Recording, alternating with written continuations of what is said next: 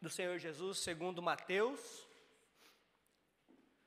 capítulo 16, nós vamos ler do verso 13 ao verso 17. Mateus 16, de 13 a 17.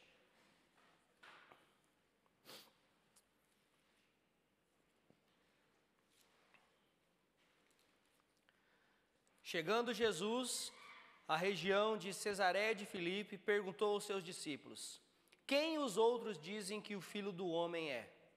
Eles responderam: alguns dizem que é João Batista, outros Elias, e ainda outros Jeremias ou um dos profetas. E vocês? Perguntou ele: quem vocês dizem que eu sou?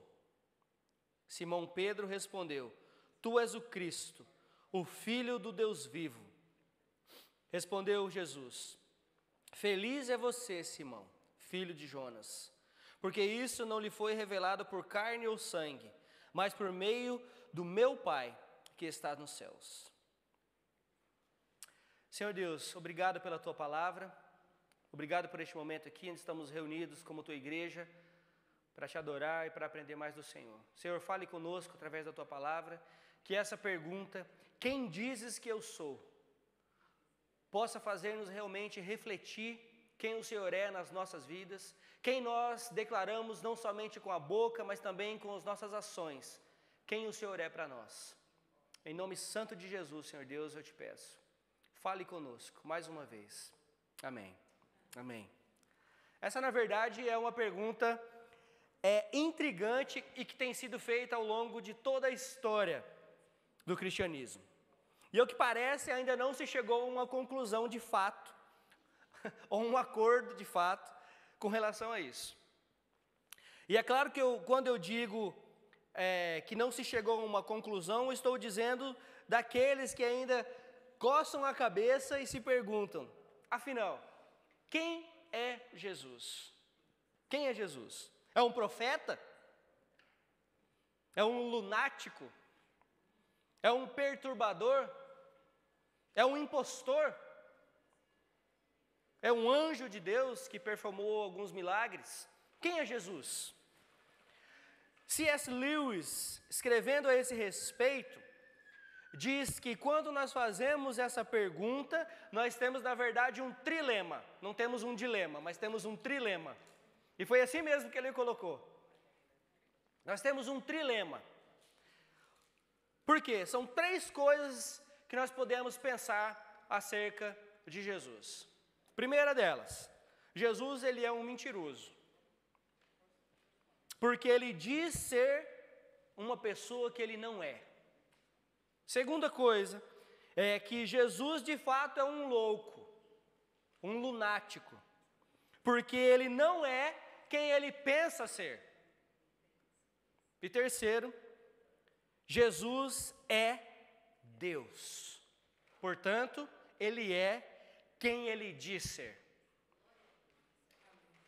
Então, eu te pergunto, e vós? Quem dizes que ele é? Quem é Jesus para você? Quem é Jesus para você? Quem é Jesus para mim? Então, para o crente que ouviu o Evangelho, que creu no Evangelho e foi selado com o Espírito Santo da promessa, essa pergunta é facílima de ser respondida. Ele é Jesus, de fato, o Cristo, o Messias prometido, o ungido de Deus. O Verbo que se tornou carne e habitou entre nós, o Cordeiro de Deus que tira o pecado do mundo, o Filho unigênito de Deus, o pão da vida, o cabeça da igreja, o Todo-Poderoso, o Rei dos Reis, o Senhor dos Senhores. Ele é. Ele é. Ele é o que estava no princípio, Ele é o que vem atuando em toda a história e Ele é o fim. Ele é.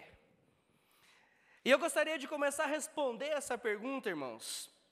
Quem dizes que eu sou? Afirmando com certeza absoluta de que Jesus é a pessoa mais importante da história da humanidade. A história do mundo ela é dividida entre antes de Cristo e depois de Cristo. A Bíblia é dividida em duas partes principais, o Antigo e o Novo Testamento. Tudo que antecedeu sua vinda, a história do povo de Deus, os acontecimentos, as profecias, tudo que foi feito, tudo que aconteceu no Antigo Testamento estava apontando para ele, preparando a sua chegada. Ele virá. Essa é a mensagem do Antigo Testamento. No Novo Testamento, conta os fatos do seu nascimento, a sua obra, a sua morte, a sua ressurreição. Ou seja, ele veio, o prometido veio. Mas isso não acabou aqui. A Bíblia diz ainda que ele voltou para o Pai e está sentado à direita do trono do Pai, onde ele reina. E ainda mais, e que um dia, de maneira gloriosa, vai voltar para buscar a sua igreja. Esse é o nosso Jesus. A verdade, irmãos, é que nós somos avaliados o tempo todo. Nós somos avaliados na escola, no trabalho, na rua, em casa, na igreja, em todos os lugares. Nós somos avaliados o tempo todo. E é verdade também que nós não gostamos de ser avaliado. Quem gosta de ser avaliado aqui? Nós não gostamos de receber avaliação, nós não gostamos de feedbacks. Mesmo que ele seja positivo, nós não gostamos de ser avaliados. Só que o Senhor Jesus aqui está fazendo uma certa avaliação de si mesmo. Porque ele faz a pergunta: quem os homens dizem que eu sou? Quem os outros por aí dizem que eu sou? E vocês, que andam comigo, que estão comigo, que me conhecem, quem vocês dizem que eu sou?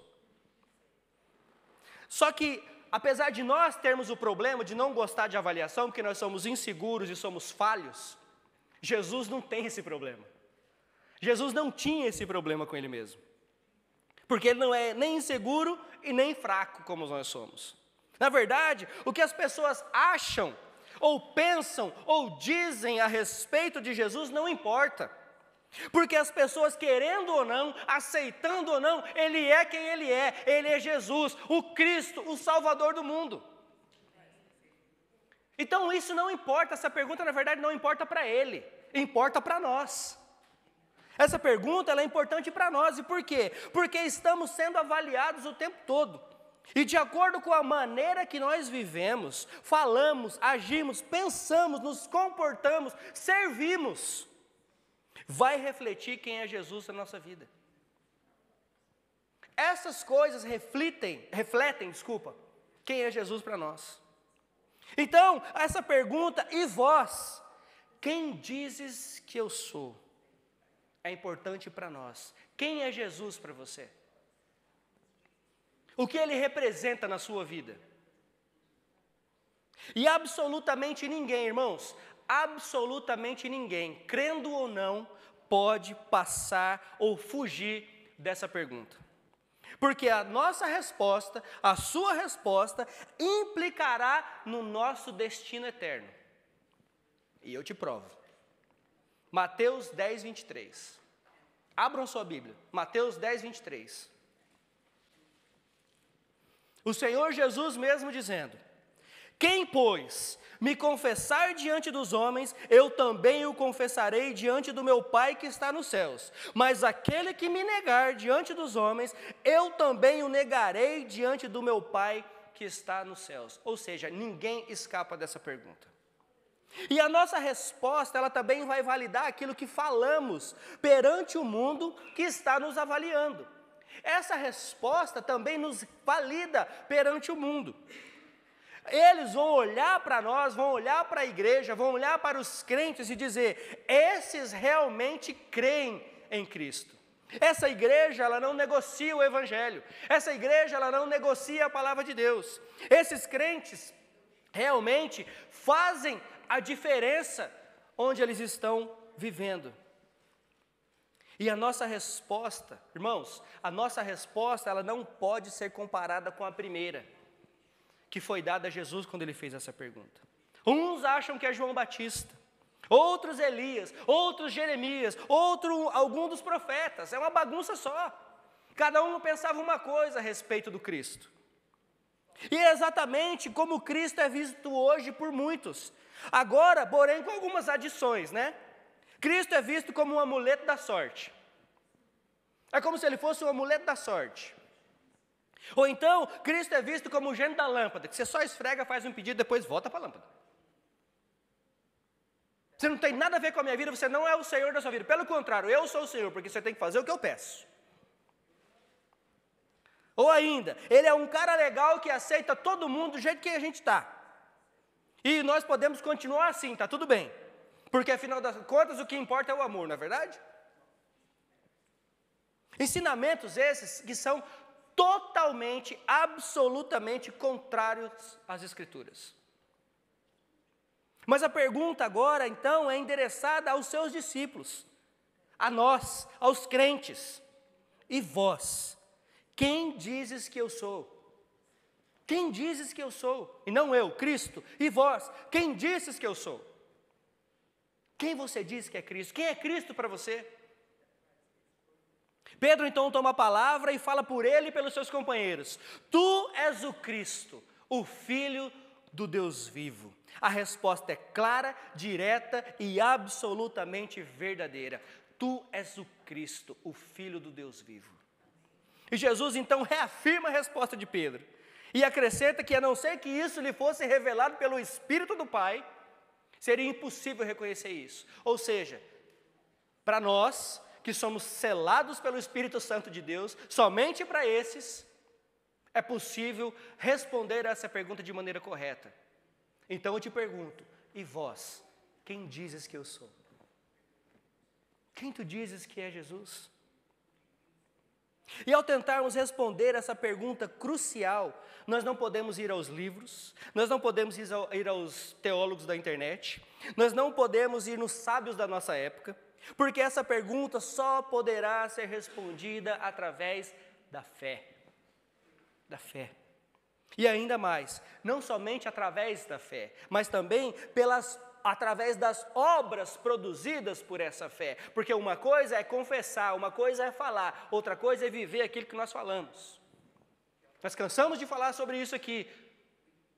O Cauã pregou muito bem acerca disso semana passada, falou exatamente isso. Onde é que a semente que está sendo lançada tem feito morada? É em terreno rochoso, é em terreno pedregoso, é nos espinhos, é onde? Ou é em solo fértil? Para que então germine essa semente e dê bons frutos daquilo que nós vivemos. Essa pergunta ela deve ser respondida também não só com palavras, mas com atos. E não adianta conversarmos com a boca se a nossa vida diz totalmente o contrário.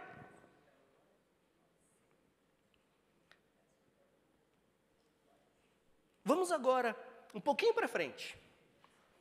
E nós vamos ver essa mesma pergunta. E nós vamos ver, de novo, uma resposta.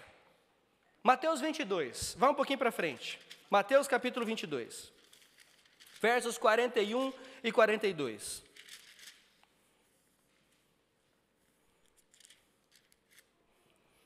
Veja. Mateus 22, 41 e 42. Estando os fariseus reunidos, Jesus lhes perguntou: o que pensam a respeito do Cristo? De quem ele é filho? É filho de Davi, responderam eles. E aí o texto segue. Mas eu quero te perguntar de novo: quem você diz que é Jesus? E vamos lembrar que os fariseus eram os mestres da lei da época. Eles conheciam a Bíblia. Eles eram pessoas extremamente religiosas e conheciam como ninguém a Torá, os 5 primeiros livros da Bíblia. Essas pessoas se opuseram veementemente aos ensinos de Jesus. Eles diziam que Jesus estava errado, que Jesus era um charlatão, que Jesus, na verdade, era um impostor. E notem a pergunta: o que vocês pensam a respeito do Cristo? E essa pergunta, ela atravessa a barreira do tempo e chega a nós, 2000 anos depois. O que você pensa a respeito do Cristo? Quem é Jesus para você? E eu vou fazer essa pergunta até o final mais umas 300 vezes, não se preocupe. Quem é Jesus para você? O que vocês pensam a respeito do Cristo? Quem é Ele? Qual a importância dEle nas nossas vidas? Qual a sua relação com Ele? Qual o seu relacionamento com Ele? O quão importante Ele é para você? Quem Ele é? E o que levou os fariseus a acusarem Jesus de não ser quem Ele era, foi justamente porque Ele dizia que era quem Ele era. O Filho do Deus vivo. O Messias prometido. O Filho de Deus. Que poderia perdoar pecados, que pode ainda hoje perdoar pecados. Ele é amigo dos pecadores, diziam eles. Ele é amigo dos pecadores. Ele comeu com os publicanos. Ele olhou para as pessoas que ninguém mais olhava. Ele defendeu uma mulher adúltera. Ele falou com uma mulher samaritana, veja isso. Ele tocou em leprosos. Olha só o que ele fez. Em outras palavras, ele olhou para as pessoas que ninguém mais olhava. Ele amou quem era desprezado e salvou quem estava condenado. Eu e você. Nós somos essas pessoas. Talvez nós não tenhamos lepra, talvez nós não somos cegos, aliás, espiritualmente somos. E a lepra também está aí, que é o pecado. Mas vamos dizer que nós não temos essas dificuldades ou essas limitações, propriamente dito. Não temos lepra, não somos cegos, não somos surdos. Mas nós somos pecadores. Mas Ele assim mesmo nos salvou. Então, ao respondermos essa pergunta hoje, quem é Jesus? Nós temos esperança. Irmãos, nós estamos aproximando a melhor época do ano. É a época onde todo mundo é feliz, é a época onde todo mundo gasta dinheiro, é a época onde todo mundo ganha dinheiro também, é a época onde o pessoal viaja, é a época onde o pessoal vê a família, vê os amigos, come pra caramba, engorda 10 quilos, depois faz a resolução do 1º de janeiro, agora eu vou emagrecer 20.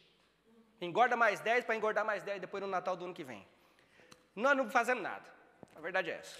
Mas essa é a melhor época do ano, porque nós somos felizes, nós ficamos felizes. Por quê? Porque o Natal está chegando. Por quê? Porque eu vou ganhar presente. É isso que as pessoas pensam, eu estou dizendo que é isso que o crente também pensa.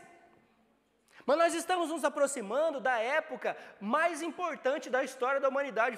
Foi quando o Senhor Deus, aprove ao Senhor Deus, através da sua misericórdia, e na graça dEle, enviar o Senhor Jesus para nascer e andar entre os homens. Esse é o sentido do Natal.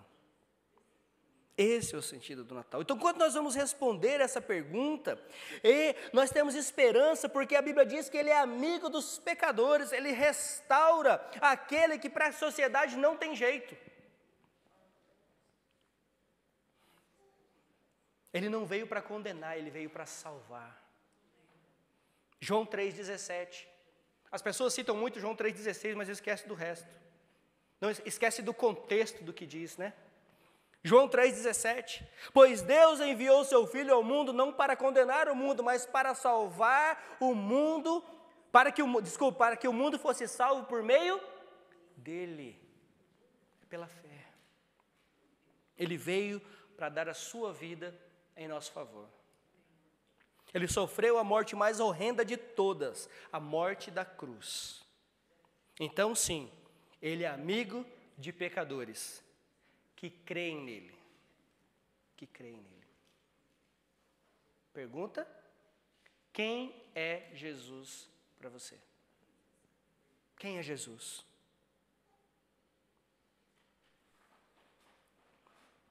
Esse Jesus, Mateus 27, 42, diz que ele foi insultado, quando disseram para ele, salvou os outros e não pode salvar a si mesmo? Desça da cruz. Você não é Jesus? Você não é o Filho de Deus? Desça dessa cruz. E graças a Deus que Ele não desceu da cruz. Porque se Ele tivesse descido da cruz, teríamos nós também descido ao inferno. Mas porque Ele decidiu subir na cruz, ficar na cruz, então nós também subiremos com Ele, estaremos com Ele. E Ele nos prometeu isso. Que irá nos buscar. Que irá nos buscar. Ainda em Mateus 27, perante Pôncio Pilatos, se fizermos essa pergunta a Pilatos, Pilatos, o que você diz a respeito do Cristo? A resposta de Pilatos foi essa: não vejo nada para poder acusá-lo. Eu estou inocente do sangue desse justo. Estou inocente do sangue desse justo. Isso não é verdade? Isso não é verdade? Jesus cometeu algum crime? Cometeu algum pecado? Algumas vezes blasfemou? Alguma vez insultou a César? Não. Ele fez tudo certo. O centurião que o prendeu mais tarde, o torturou e o entregou para ser crucificado, depois reconheceu. Mateus 27, 54. Mateus 27, 54. Se você perguntasse a esse centurião: e você, centurião, o que dizes a respeito do Cristo? Ele diria: verdadeiramente este era o Filho de Deus. E você? Quem você diz que eu sou? O que você diz a respeito do Cristo? Verdadeiramente este era o Filho de Deus. Então, quando te perguntarem o que você pensa do Cristo, a sua resposta deve ser: Ele é o meu Senhor e Salvador. Ele me livrou dos meus pecados, Ele me reconciliou com o Pai, Ele me comprou com preço de sangue, Ele me lavou e por isso hoje eu posso me reaproximar ao Pai. Hoje eu sou salvo pelo sangue de Cristo. O que você diz a respeito do Cristo? Ele não morreu na cruz pelos pecados dele. Ele morreu na cruz pelos nossos pecados. Ele não foi torturado pelos erros dele. Ele foi torturado pelos nossos erros. Ele não foi sepultado pela morte dele. Ele foi sepultado pela minha e pela sua morte. Mas ele ressuscitou. Ele ressuscitou para nos dar vida. Então eu te pergunto mais uma vez: e vós? O que dizes a respeito do Cristo? E quando ele diz acerca de si mesmo: eu sou o caminho, a verdade e a vida. Ninguém vem ao Pai a não ser por mim. João 14, 6. Ele está aqui destacando a sua exclusividade na salvação. Ninguém, absolutamente ninguém, pode vir ao Pai a não ser por intermédio de Cristo. Não existe outro, não existe nenhum outro nome, não existe nenhum santo, não existe absolutamente ninguém que pode nos levar ao Pai. Somente Cristo. Somente Cristo. Por meio dele somos reconciliados. Tomé, aquele que duvidou, também declarou depois. João 20, 28. Meu Senhor e meu Deus. 2 títulos do Senhor Jesus, reconhecendo o seu senhorio e reconhecendo a sua divindade. Meu Senhor e meu Deus.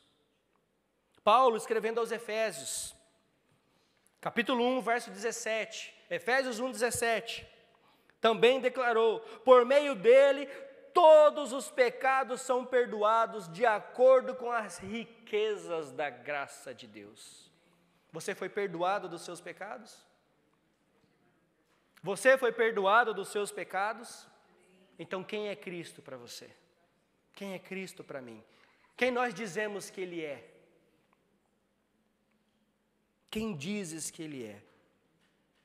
Irmãos, existe uma necessidade urgente de respondermos essa pergunta com sinceridade. Existe um chamamento aqui para respondermos essa pergunta de maneira sincera, verdadeira, clara, objetiva, sem ser obscurecida pelos nossos atos, sem ser obscurecida pelas coisas que fazemos, mas nós precisamos viver vidas santas. Só assim nós vamos poder responder essa pergunta de maneira clara. Só assim nós vamos poder responder essa pergunta de maneira objetiva e verdadeira. Porque uma coisa é falar de novo, uma coisa é falar, outra coisa é fazer. Vou aqui lançar um desafio para nós hoje. Imagine nós que nós estamos sendo julgados agora, nesse momento. Nós estamos sendo julgados. Por quê? Por aquilo que nós achamos a respeito de Cristo. Por aquilo que nós vivemos de acordo com o que cremos. Imagine que nós estamos sendo julgados por isso. E vamos imaginar então que as autoridades vão entrar por essas portas. E vão aqui fazer uma fila e vão entrevistar um por um. E dizer para você, perguntar para mim e para você, e você? O que dizes a respeito do Cristo? E independente da sua pergunta, eles vão nos analisar. Eles vão ir nas nossas redes sociais. Eles vão lá nos lugares que nós frequentamos. Eles vão nas nossas casas. E eles vão dizer, apesar de você falar muito bem, você está condenado.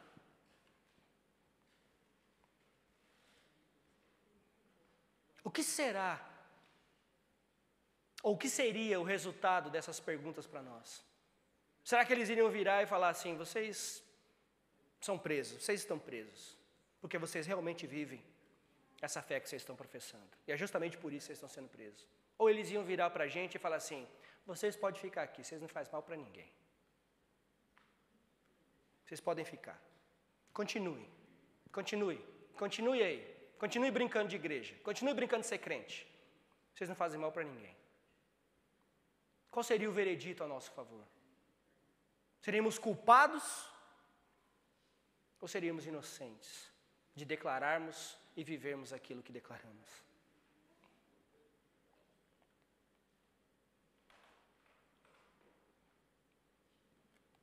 Para terminar, eu gostaria de ler um trecho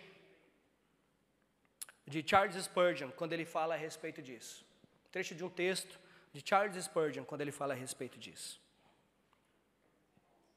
Diz assim: eles dizem que são salvos e se apegam a isso.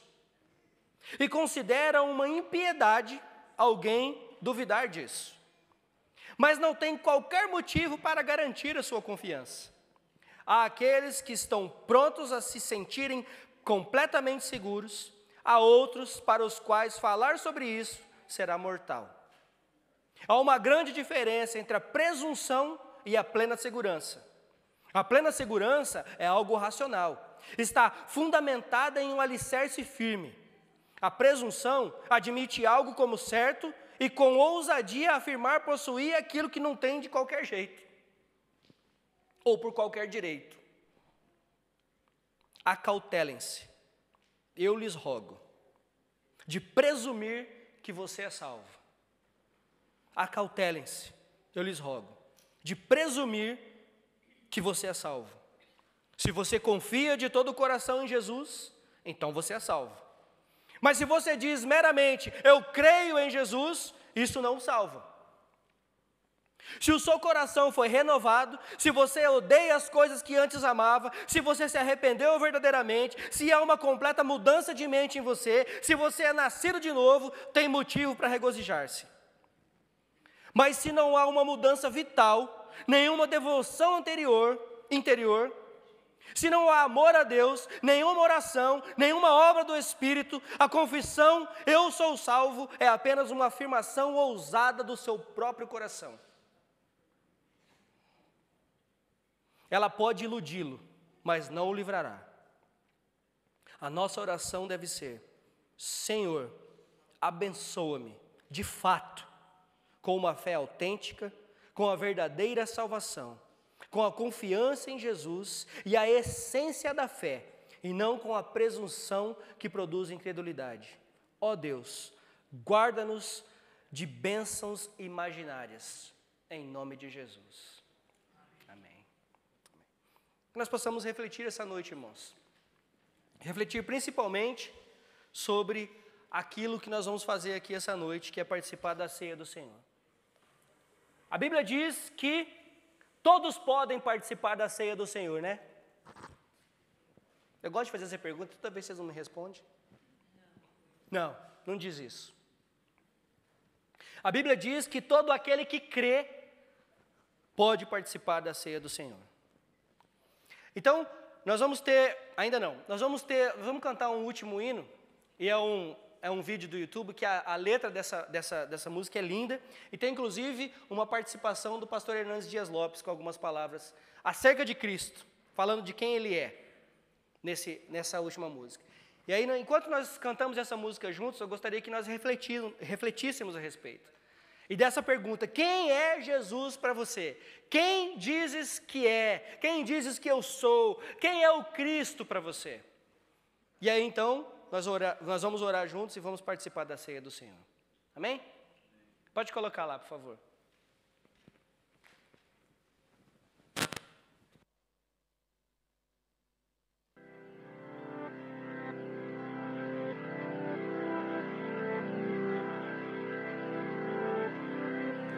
Senhor, eu me achego a ti, tua ira santa mereci, o teu favor estende aqui, aceita um pecador.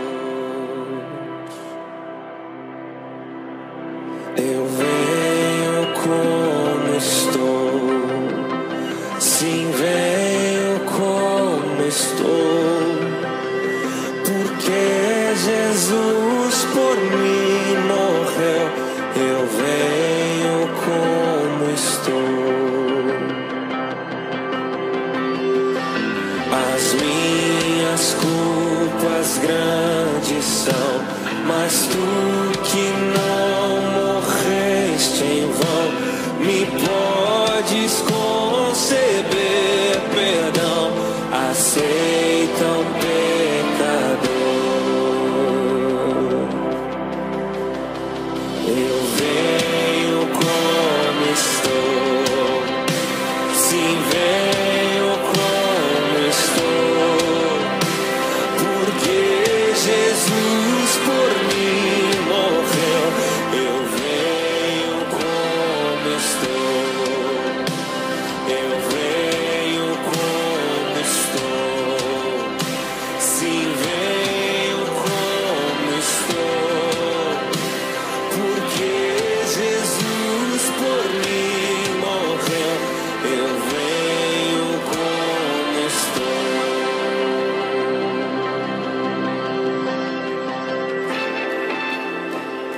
Este é aquele que no princípio criou todas as coisas, que todas as coisas foram feitas por intermédio dele, e sem ele nada do que foi feito se fez. Este é aquele que sustenta todas as coisas pela palavra do seu poder. Quem é este? Este é aquele que na plenitude dos tempos nasceu de mulher, nasceu sob a lei, para ser o nosso Redentor. Quem é este? Este é o Verbo eterno, o Verbo pessoal, o Verbo divino, que se fez carne e habitou entre nós, cheio de graça e de verdade. Quem é este? Este é o autor da vida, este é o Criador do mundo, este é o pão da vida, este é a luz do mundo, este é a porta da salvação, este é o bom pastor, este é a ressurreição e a vida, este é o caminho e a verdade e a vida, este é a videira verdadeira. Quem é este? Este é aquele que por amor de nós não levou em conta a vergonha da cruz, pela alegria que lhe estava proposta de ser o nosso Redentor. Este é o Cordeiro que foi morto, mas está vivo pelos séculos dos séculos. Eu venho como estou, sim, venho como estou, porque Jesus por mim morreu.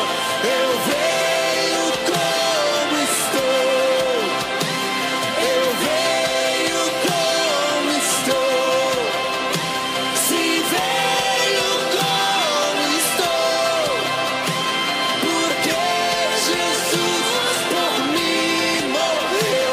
Eu venho como estou.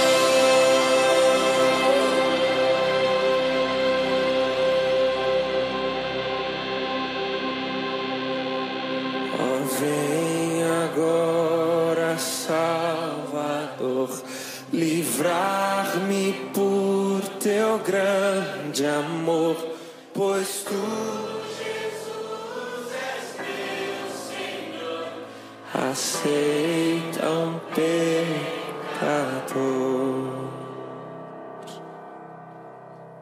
Amém, Senhor. Obrigado, Pai. Obrigado por essa lembrança que o Senhor nos trouxe essa noite. Obrigado, Senhor Deus, porque o Senhor nos aceitou. Obrigado porque o Senhor nos salvou.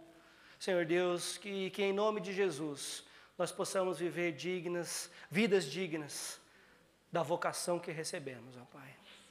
Senhor Deus, nos ajude. Nós pedimos perdão, Senhor Deus, pelos nossos pecados. Nós pedimos perdão pelas nossas falhas. Nós pedimos perdão, Senhor Deus, porque muitas vezes nós deixamos de fazer aquilo que deve ser feito. Pai, ao invés de fugir do pecado, nós fugimos para Ele. Nós pedimos perdão por isso. Senhor Deus, em nome de Jesus, que nós possamos refletir nessa pergunta que foi feita tantas vezes essa noite. Quem dizes que eu sou? Que a nossa resposta possa ser verdadeira, clara, objetiva, assim como foi a do apóstolo Pedro, dizendo: Tu és o Cristo, o Filho do Deus vivo. Que possamos responder que o Senhor é o nosso Senhor e Salvador.